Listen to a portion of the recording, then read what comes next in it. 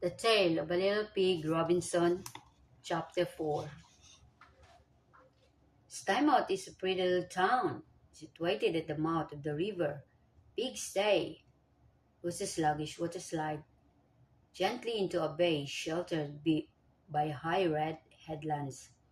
The town itself seems to be sliding downhill in a basin of hills, all sweeping seawards into Stymouth Harbor, which is dammed back by Cowes and the outer breakwater. The outskirts of the town are untidy, as is frequently the case with seaports. A struggling suburb on the western approach is inhabited principally by goats and persons who deal in old iron, rugs, tarred rope, and fishing nets. There are rope walks and washing that flaps on waggling lines above banks of stony shingle, littered with seaweed, whelk shell, and dead crabs. Very different from Aunt Porca's clotheslines over the green grass. And there are marine stores that sell spyglasses and southwesters and onions, and there are smells and curious high sheets shaped like sentry boxes where they hang up hearing nets to dry, and loud talking inside dirty houses. It seemed a likely place to meet a pantechnicon. Robinson skipped in the middle of the road. Somebody in public house shouted at him through the windows. Come in, Fat!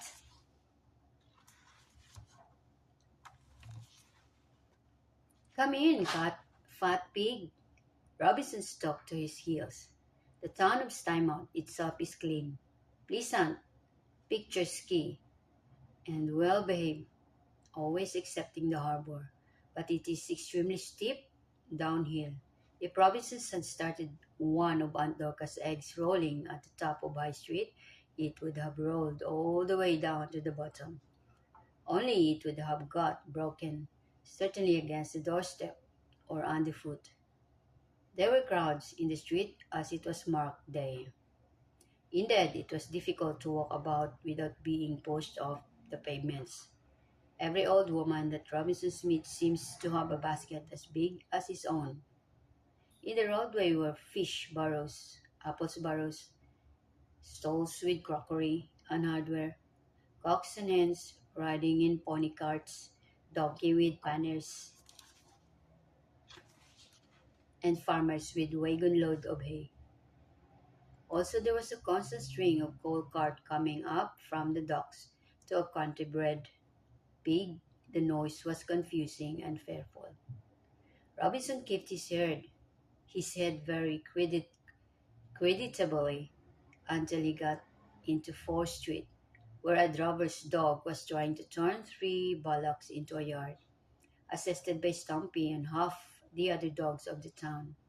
Robinson and two other little pigs with basket of asparagus bolted down an alley and hid a doorway until the noise of bellowing and barking had passed. When Robinson took courage to come out again into Fourth Street, he decided to follow, close behind the tail of a donkey who was carrying panniers piled high with string broccoli. There was no difficulty in guessing which road led to market, but after all these delays, it was not surprising that the church clock struck 11. Although it had been open since 10, there were still plenty of customers buying and wanting to buy in the market hall. It was large, airy, light, cheerful, covered in a place with a glass in the roof. It was crowded, but safe and pleasant, compared with the jostling and racket outside in the cobble-paved streets. At all events, there was no risk of being run over. There was a loud hum of voices. Market folk cried their wares, customers elbowed and pushed around the stalls. Dairy produced vegetables, fish, and shell. Fish were displayed upon the flat boards on trestles. Robinson's had found a standing place at one end of the stall where Nettie Goat, was selling periwinkles. Winkle, winkle, wink, wink, wink. Ma, bleated Nanny. Winkles were the only thing that she offered for sale, so she felt no jealousy of Robinson's egg and primroses. She knew nothing about his cauliflowers. He had sense to keep them in a basket under the table.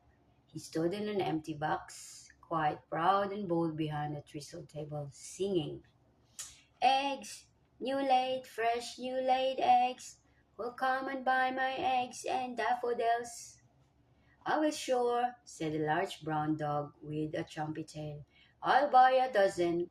My Miss Rose was sent me to market on the purpose to buy eggs and butter." "I am sorry I have no butter, Mr. Strumpy, but I have beautiful cauliflowers," said Robinson, lifting up the basket. After a cautious glance round, the nanny negotiated, who might have tried to nibble them. She was busy measuring periwinkles in a pewter mug for a dock customers in Tam O' Shantercup. "They are lovely brown eggs, except one that got cracked.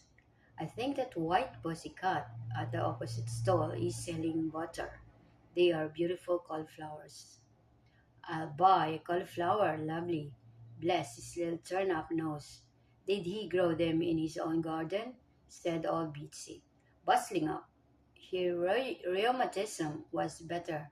She had left Susan to keep house. "No, lovey. I don't want any eggs. I keep hens myself a cauliflower and a bunch of daffodils for a bow pot, please," said Betsy. "Wee," replied Robinson. "Here, Mrs. Perkins, come here. Look at this little pig stuck up at the stall all by myself." "Well, I don't know," exclaimed Mrs. Perkins, pushing through the crowd, followed by two little girls. "Well, I never. Are they quite new laid, Sonny? Won't go off pop and spoil my Sunday dress like the eggs Mrs. Wyandotte took first prize with the five flower shows, till they popped and spoiled the judge's black silk dress. Not duck's eggs stained with coffee. That's another trick of flower shows. New laid, guaranteed. Only you say one is crackled. Now I call that real honest is no worse for frying. I'll have a dozen eggs and a cauliflower, please. Look, Sarah Polly. Look at his silver nose ring." Sarah Polly and her little girlfriend went into fits of giggling. So that Robinson blushed. He was so confused that he did not notice the lady who wanted to buy his last cauliflower till she touched him. There was nothing else left to sell but a bunch of primroses. After more giggling and some whispering, the two little girls came back, and both the primroses they gave him a peppermint, as well as the penny, which Robinson accepted, but without enthusiasm and with a preoccupied manner. The trouble was that no sooner had he parted with a bunch of primroses than he realized that he had also sold Aunt Dorcas's pattern returning wall. He wondered if he ought to ask for it back, but Mrs. Perkins and Sarah Polly and her little girlfriend had disappeared. Robinson's have sold everything. Came out of the market hall, sucking the peppermint. There were still numbers of people coming in. As Robinson came out upon the steps, his basket got caught in the shoal of an elderly sheep who was pushing her way up. While Robinson was disentangling it, Stumpy came out. He had finished his marketing.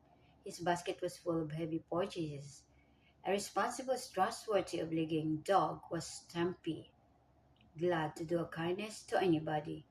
When Robinson asked him the way to Mr. Mumby's, Stumpy said, "I am going home by Broad Street. Come with me, and I will show you."